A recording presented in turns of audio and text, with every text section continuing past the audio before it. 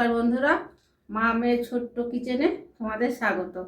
আজকে আমি বানাবো নেপালের বিখ্যাত রেসিপি চুকানি। আমি একটা বড় সাইজের আলু আমি এইভাবে চৌকো করে নিয়েছি। তোমরা থেকে ছোট বড় করতে পারো, এরকম করে আমি নিয়ে ভালো নিয়েছি। আমি এইভাবে টক দই নিয়েছি 1 বাটি, আমচুর পাউডার, সর্ষের তেল, লবণ আর হলুদ, আর লাগবে কসুরি মেথি আর শুকনো লঙ্কার গুঁড়ো, কাশ্মীরি লঙ্কার গুঁড়ো নিয়েছি আমি।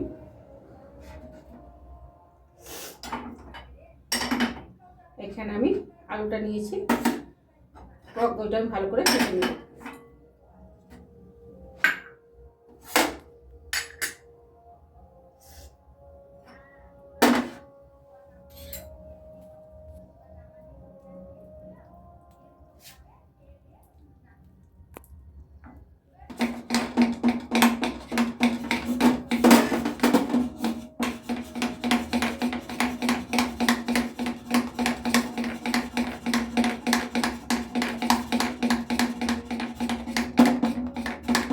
গাঢ় হয়ে গেছে, একটু জল দেব।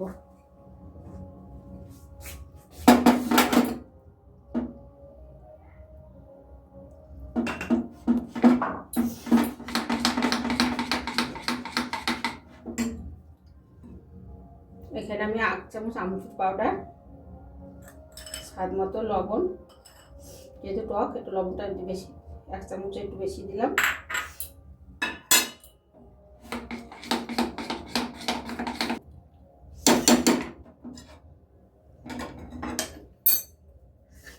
আমি এই হাতাটা নিচ্ছি, তোমরা তড়কা প্যান থাকলে তড়কা প্যান ব্যবহার করবে, কিংবা কড়াইও করতে পারো।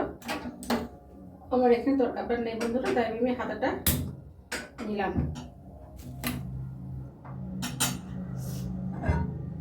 এখানে আমি 2 চামচ সরষের তেল দিয়েছি, তেলটা আমি দিয়ে দেবো।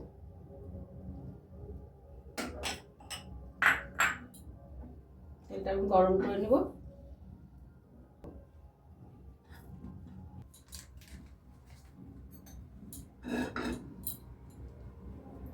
এখানে আমি দিলাম কাঁচা লঙ্কা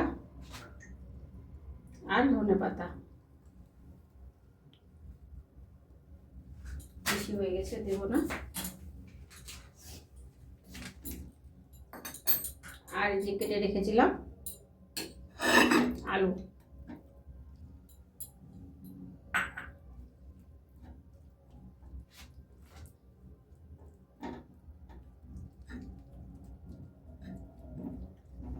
পেঁয়াজ কুচি দেব, লম্বা লম্বা কেটে রেখেছি। পেঁয়াজটা নিয়ে আসি।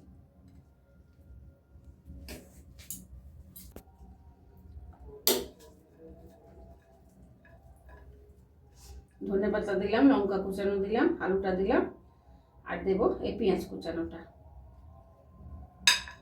একটা বড় সাইজের পেঁয়াজ।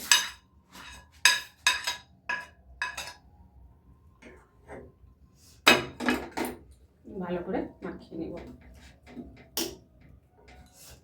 এটা নেপালের বিখ্যাত একটা রেসিপি, গরম ভাতে কিংবা পান্তা ভাতেও ভালো লাগে। তাড়াতাড়ি হয়ে যায় জিনিসটা, হাতের কাছে থাকলেই বাস ঝটপট 5 মিনিটে রেসিপিটা হয়ে যায়। এটা গরম হয়ে গেছিল, তেলের মধ্যে আমি দেবো হলুদ। তেলটা গরম করে গ্যাসটা বন্ধ করে এগুলো দিতে হবে। হলুদ দিলাম,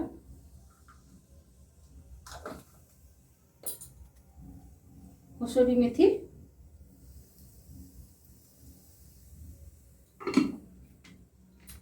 কাশ্মীরি গুঁড়ো লঙ্কা। আমি গ্যাসটা বন্ধ করে দিয়েছি, দিয়েছি। এবার সব দেবো।